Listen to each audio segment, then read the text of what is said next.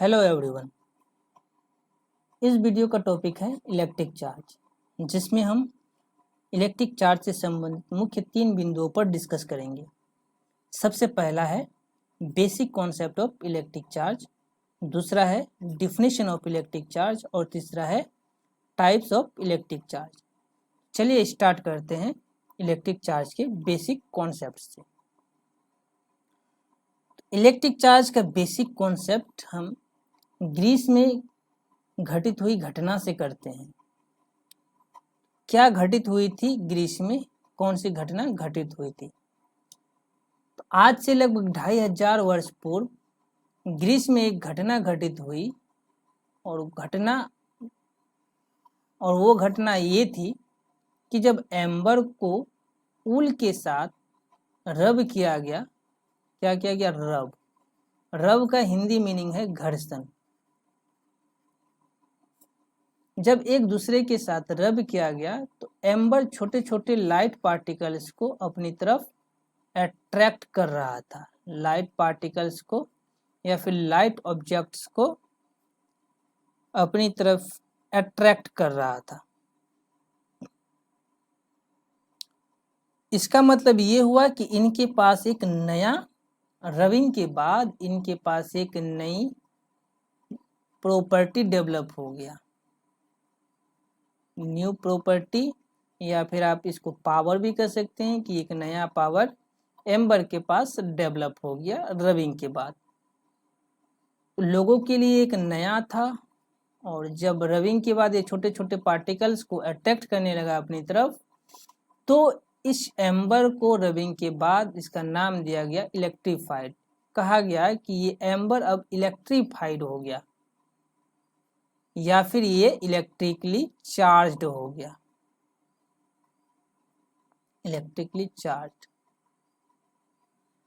Rubbing के बाद ये जो नया प्रॉपर्टी डेवलप हुआ, छोटे छोटे पार्टिकल्स को या फिर ऑब्जेक्ट्स को अपनी तरफ अट्रैक्ट करने का, इसी न्यू प्रॉपर्टी का नाम दिया गया इलेक्ट्रिक चार्ज। क्या दिया गया? Electric charge. तो आई होप कि आपको इलेक्ट्रिक चार्ज का कॉन्सेप्ट थोड़ा बहुत समझ में आ गया होगा। ये था ग्रीस में घटित हुई घटना लगभग आज से 2500 वर्ष पूर्व। चलिए अब हम आते हैं इलेक्ट्रिक चार्ज के मॉडर्न कॉन्सेप्ट में। इलेक्ट्रिक चार्ज का मॉडर्न कॉन्सेप्ट क्या होता है, क्या है? अकॉर्डिंग टू मॉडर्न कॉन्सेप्ट या फिर modern physics, every matter is made up of fundamental particles, यानी कि प्रत्येक मैटर, प्रत्येक पदार्थ फंडामेंटल पार्टिकल से मिलकर के बना होता है। फंडामेंटल पार्टिकल मीन्स क्या? Fundamental particles means that particles cannot be divisible या फिर cannot be divided, not divided या फिर not divisible। इसको और क्या नहीं किया जा सकता है? विभाजित नहीं किया जा सकता है। तो जिस पार्टिकल को विभाजित नहीं किया जा सकता है उस पार्टिकल का नाम क्या है? Fundamental particles. तो ऐसे लगभग 20 फंडामेंटल पार्टिकल्स का डिस्कवर हो चुका है, लेकिन उन सभी में 3 ऐसे फंडामेंटल पार्टिकल है जो सभी पदार्थों में कॉमन है, और वो कॉमन फंडामेंटल पार्टिकल्स है इलेक्ट्रॉन, प्रोटॉन और न्यूट्रॉन। तो ये तीनों ऐसे फंडामेंटल पार्टिकल है जो सभी पदार्थों में पाया जाता है एक्सेप्ट हाइड्रोजन। हाइड्रोजन में न्यूट्रॉन नहीं पाया जाता है, हाइड्रोजन में केवल इलेक्ट्रॉन और प्रोटॉन पाया जाता है। ये तीनों ऐसे फंडामेंटल पार्टिकल है जिनके पास मास है। और इलेक्ट्रॉन के पास जो मास है उसका मान है 9.1 इंटू 10⁻31 kg। प्रोटॉन के पास जो मास है उसका मान है, ये है इलेक्ट्रॉन, ये प्रोटॉन। प्रोटॉन के पास जो मास है उसका मान है 1.672 इंटू 10⁻27 kg। न्यूट्रॉन के पास जो मास है उसका वैल्यू है 1.674 into 10 to the power minus 27 kg। Gravity theory, according to gravity theory, दो मास एक दूसरे को एक फोर्स से अट्रैक्ट करता है। जब दोनों को एक दूसरे के डिस्टेंस में, कुछ डिस्टेंस में रखते हैं दो मास को, तो बिकॉज ऑफ देयर मास ये दोनों पार्टिकल एक दूसरे को क्या करेगा, अट्रैक्ट करेगा, और उस अट्रैक्शन का नाम दिया गया ग्रेविटेशनल फोर्स। कौन सा फोर्स? Gravitational force.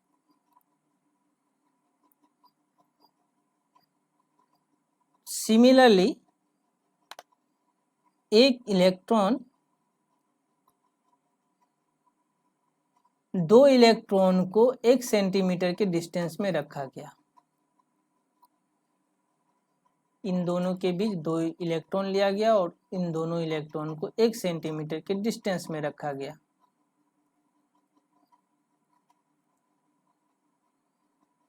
ये इलेक्ट्रॉन इस इलेक्ट्रॉन को अपनी तरफ अट्रैक्ट करेगा बिकॉज ऑफ देयर मास, क्योंकि मास के कारण हम ये जानते हैं कि मास के कारण ये एक दूसरे को अट्रैक्ट करेगा बाय ग्रेविटेशनल फोर्स। जब इनके बीच ग्रेविटेशनल फोर्स को कैलकुलेट किया गया तो उसका मान था 5.5 into 10 to the power minus 67 newton. ये जो फोर्स हमें नोन था, लेकिन यहाँ पे और एक फोर्स को ऑब्जर्व किया गया। मतलब ग्रेविटेशनल फोर्स के साथ साथ और एक फोर्स को ऑब्जर्व किया गया जिसका नेचर था रिपल्सिव। कैसा नेचर था? Repulsive. A non force is observed. जब 1 सेंटीमीटर के डिस्टेंस में दो इलेक्ट्रॉन को रखा गया तो ग्रेविटेशनल फोर्स के साथ साथ एक अननोन फोर्स को भी ऑब्जर्व किया गया जिसका नेचर था रिपल्सिव। कैसा नेचर था? रिपल्सिव। और उसका जो मैग्नीट्यूड था, उसका मैग्नीट्यूड था 2.3 into 10 to the power minus 24 newton. इसका मतलब 2.3 into 10 to the power minus 24 newton से एक इलेक्ट्रॉन दूसरे इलेक्ट्रॉन को रिपेल कर रहा है। इस अननोन फोर्स का नाम दिया गया इलेक्ट्रिक फोर्स। कौन सा force? This unknown force is known as electric force. इसका नाम दिया गया नेम्ड एज इलेक्ट्रिक फोर्स। इसका मतलब यहाँ पर ये जो अननोन फोर्स लग रहा है, इसका मतलब कि इलेक्ट्रॉन के पास इसके मास के अलावा और एक एडिशनल प्रॉपर्टी है, तभी तो ये फोर्स यहाँ पर कार्यरत है, वरना ये फोर्स क्यों कार्यरत होगा यहाँ पर। तो यहाँ से ये क्लियरिफिकेशन हो गया कि इनके पास, इलेक्ट्रॉन के पास उनके मास के अलावा और एक एडिशनल प्रॉपर्टी है, एडिशनल प्रॉपर्टी। ठीक है। सिमिलरली प्रोटॉन और प्रोटॉन के बीच भी वही फोर्स कार्यरत था। वही फोर्स, जब 1 सेंटीमीटर के डिस्टेंस में दो प्रोटॉन को रखा गया तो ग्रेविटेशनल फोर्स जितना लगने का तो लग ही रहा था, लेकिन इनके साथ साथ इनके बीच एक रिपल्सिव फोर्स कार्यरत था। यानी कि जैसा फोर्स यहाँ पे इलेक्ट्रॉन और इलेक्ट्रॉन के बीच लग रहा था, वैसा ही प्रोटॉन और प्रोटॉन के बीच यहाँ पे लग रहा था रिपल्सिव फोर्स।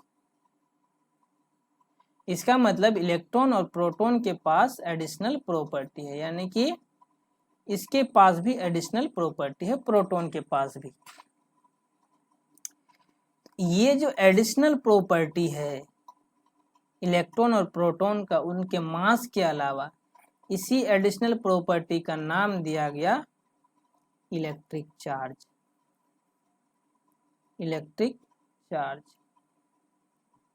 तो आई होप कि आपको इलेक्ट्रिक चार्ज का बेसिक कॉन्सेप्ट समझ में आ गया होगा। यही था इलेक्ट्रिक चार्ज का बेसिक कॉन्सेप्ट।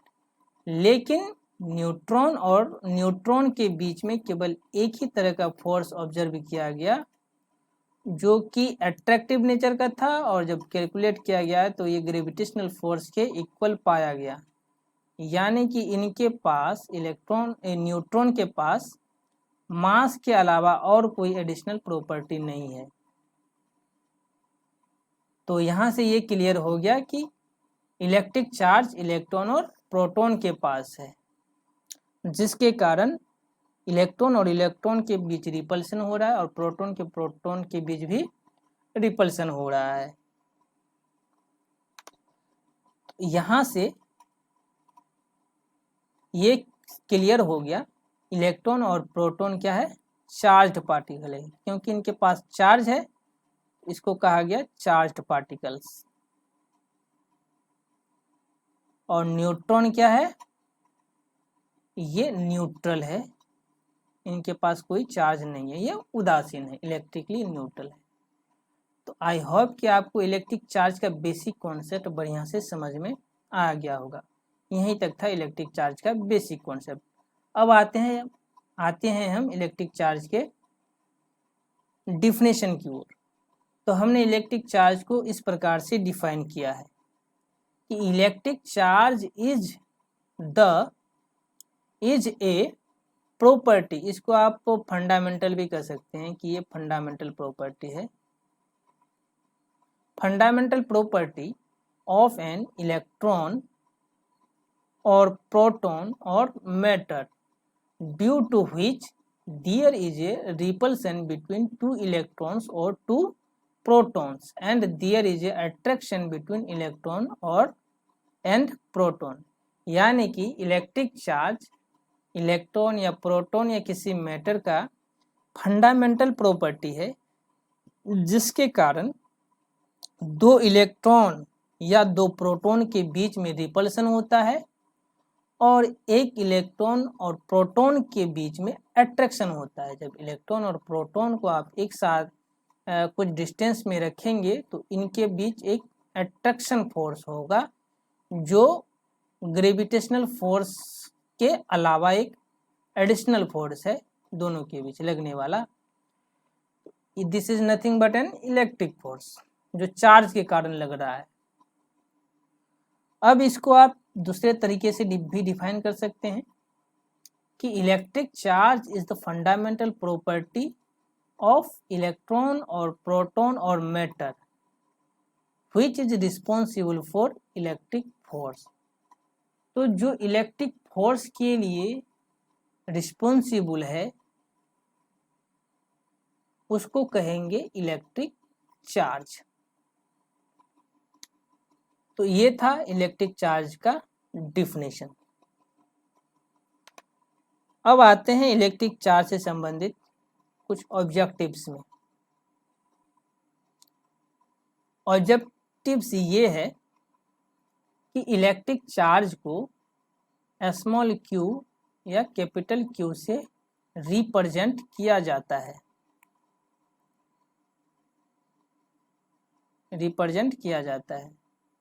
इलेक्ट्रिक चार्ज का SI यूनिट कूलम्ब होता है, COULOMB, कूलम्ब, जिसको कैपिटल C से निरूपित किया जाता है। और इसका डायमेंशन होता है डायमेंशन AT। ये था इलेक्ट्रिक चार्ज का डिफिनेशन और उनसे संबंधित कुछ फैक्ट्स। चलिए अब हम आते हैं इलेक्ट्रिक चार्ज के टाइप्स के बारे में।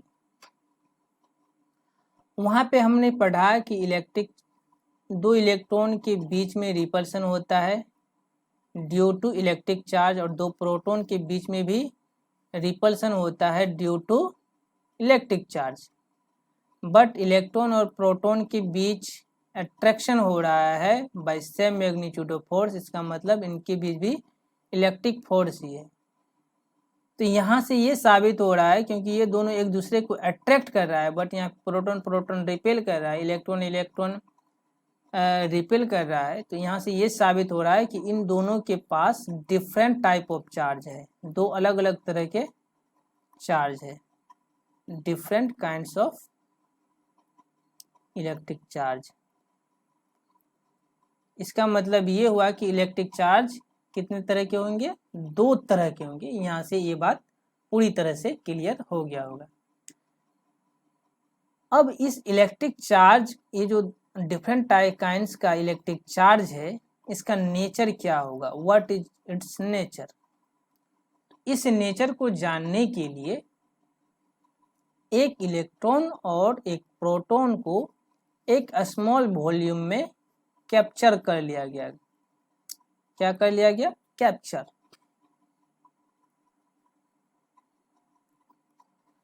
कैप्चर करने के बाद इनके चारों तरफ चार्ज्ड पार्टिकल्स यानी कि इलेक्ट्रॉन प्रोटॉन को रखा गया। तो ऑब्जर्व में ये पाया गया कि ये जो pair of electron and proton है, ये ना तो किसी इलेक्ट्रॉन, बाहरी इलेक्ट्रॉन को अपनी ओर अट्रैक्ट कर रहा है और ना ही रिपेल कर रहा है। ये सिस्टम ना तो रिपेल कर रहा है, ना तो किसी इलेक्ट्रॉन को रिपेल कर रहा है, या फिर ना ही अट्रैक्ट कर रहा है। इसका मतलब क्या हुआ, इसका मतलब ये हुआ कि ये दोनों एक दूसरे को इफेक्ट को नलीफाई कर दिया, मतलब जीरो कर दिया। जैसे यहाँ से एक फिलोसफी उत्पन्न हुई कि जैसे यदि हम +5 में -5 ऐड कर दें, +5 में -5 ऐड कर दे तो हमारा रिजल्टेंट क्या होगा, 0 होगा। ठीक उसी तरह से यहाँ पे कुछ ऐसा ही घटना घटित हो रही है।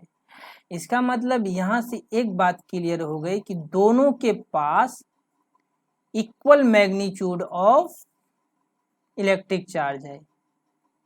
क्या है, equal magnitude of electric charge है, क्योंकि ये दोनों एक दूसरे के इफेक्ट को नष्ट कर रहा है। इसका मतलब इनमें से कोई क्या है, पॉजिटिव है, और इनमें से कोई क्या है, नेगेटिव है। लेकिन ये कहना बड़ी मुश्किल था कि कौन पॉजिटिव होगा और कौन नेगेटिव होगा।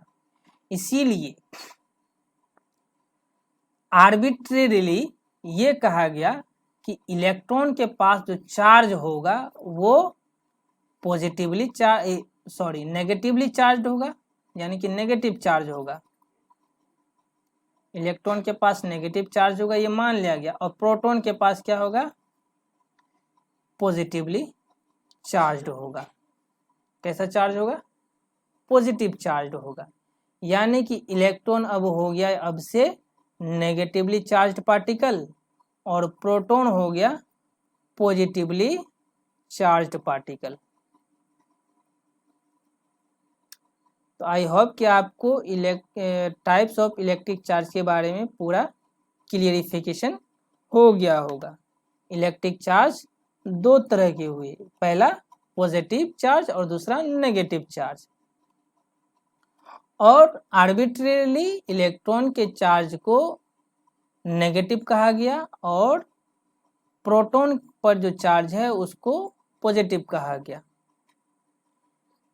इलेक्ट्रॉन हो गया नेगेटिवली चार्ज पार्टिकल और प्रोटॉन हो गया पॉजिटिवली चार्ज पार्टिकल। अब इनसे संबंधित हम कुछ ऑब्जेक्टिव्स के बारे में क्लियर हो जाते हैं। तो आपको टाइप ऑफ इलेक्ट्रिक चार्ज समझ में आ गया। अब इनसे संबंधित हम कुछ ऑब्जेक्टिव्स ले लेते हैं। यदि कोई बॉडी या फिर कोई ऑब्जेक्ट न्यूट्रल है, क्या है, न्यूट्रल है, इट मीन्स कि उसमें इलेक्ट्रॉन की संख्या प्रोटॉन की संख्या के बराबर है, तभी एक दूसरे के इफेक्ट को ये रिजल्टेंट बनकर के 0 हो रहा है। यदि कोई बॉडी चार्ज्ड है, क्या है, चार्ज्ड है, इट मीन्स इसमें इलेक्ट्रॉन की संख्या या तो प्रोटॉन की संख्या के इलेक्ट्रॉन की संख्या प्रोटॉन से बड़ा है, या फिर इलेक्ट्रॉन की संख्या प्रोटॉन से कम है। मतलब इलेक्ट्रॉन की संख्या और प्रोटॉन की संख्या बराबर नहीं है। तो जिस पदार्थ में इलेक्ट्रॉन की संख्या प्रोटॉन की संख्या से ज़्यादा होगी वो क्या होगा, नेगेटिवली चार्ज्ड होगा। और जिस पदार्थ में इलेक्ट्रॉन की संख्या प्रोटॉन की संख्या से कम होगी वो क्या होगा, पॉजिटिवली चार्ज्ड होगा।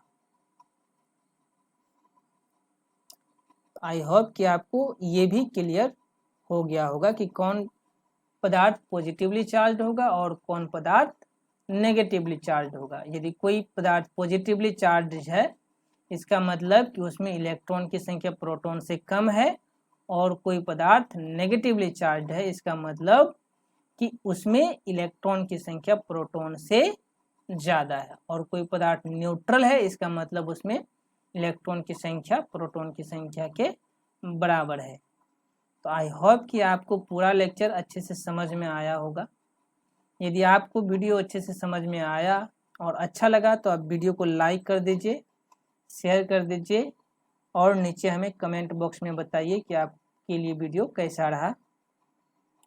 और यदि आपने अभी तक मेरे चैनल को सब्सक्राइब नहीं किया है तो चैनल को सब्सक्राइब कर दीजिए ताकि आपको आने वाले हर वीडियो का नोटिफिकेशन मिलता रहे। Thank you for watching. मिलते हैं नेक्स्ट वीडियो में एक नए टॉपिक के साथ।